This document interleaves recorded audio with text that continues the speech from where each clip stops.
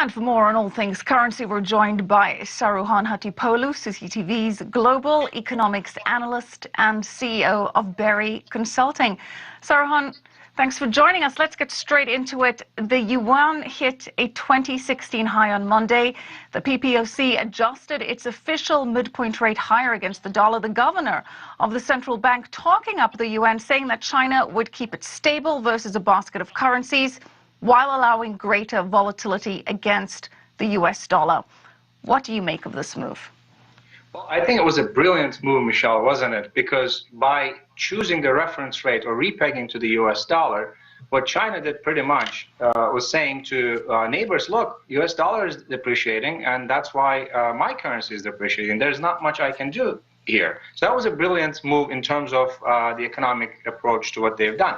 But let's remember the long-term goal of China is to adjust the currency, align the currency to that basket of currencies that you mentioned as well. That's a long-term goal. And I think the reason that China did what it did was to send a message to speculators as well, speculators that could really cause a huge depreciation of the currency by overshooting it. They actually, a lot of people, a lot of investors that did this currency trade or carry trade, if you will, lost money by that decision of the central bank because they really weren't expecting this. So expect this from China, this policy of changing where to put the currency. Is it the dollar reference or is it the basket of currencies? We're going to see much more of it in the next 6 months.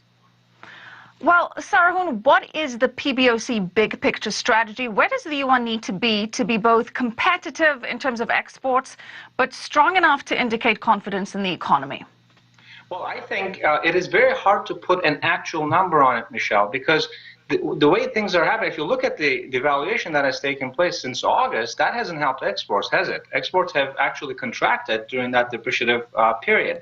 So the monetary officials have actually acknowledged that, and they've said pretty much today that the reason of what they did was to eliminate capital outflows. We're talking about $500 million at the very least. The official numbers are not yet. Capital outflows from China to instill confidence. They have to make sure that the investors believe that the currency is actually stable, and they will continue to reference it to the US dollar if need be to make sure that that happens. Well, you mentioned the capital outflows, and according to the New York Times, at least over the last year, companies and individuals have moved nearly $1 trillion out of China because of the weaker yuan. How much of a concern is this, and what can the government do about it?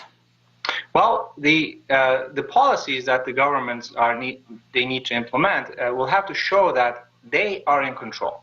It is not the speculators that are in control. And I think the decision today, yesterday that we've seen, was a step in the right direction. Now, let us also remember that there are some structural reforms that need to take place. Now, at a time where there's transition taking place to an economy based on consumption, accelerating structural reforms is not an easy thing to do, and not many analysts are actually recommending China to do that. But there are certain things that they need to do, and one of those things is really controlling this non-performing loans. The ratio of that has reached uncomfortable levels, and one way of doing that is to better arrange or get private sector involved in loan provisions. State-owned corporations getting loans from state banks, that needs to stop to a certain extent. Maybe not stop, but really, really slow down so private sector can get in.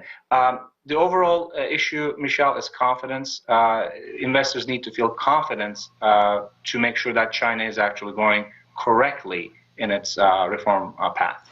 Well, Saruhan, let's stick with that confidence theme, but change gears a little bit. The US dollar has taken a knock recently, particularly against the Japanese yen. How come? What's going on over there? Well, that's really funny, isn't it? Because nobody expected that to happen. But look, Japan did something that not many people have expected with the negative interest rate. So a lot of investors then said, well, I'm not going to stay in Japan. Maybe I should just rush into U.S. treasuries. So that really pushed down the yields, which is not good news, of course, for the dollar. And of course, Janet Yellen testimony last week also sent a message to the market saying that, well, we're going to be watching a little more carefully as to what things are happening around us. That pretty much said we're not going to increase interest rates in March.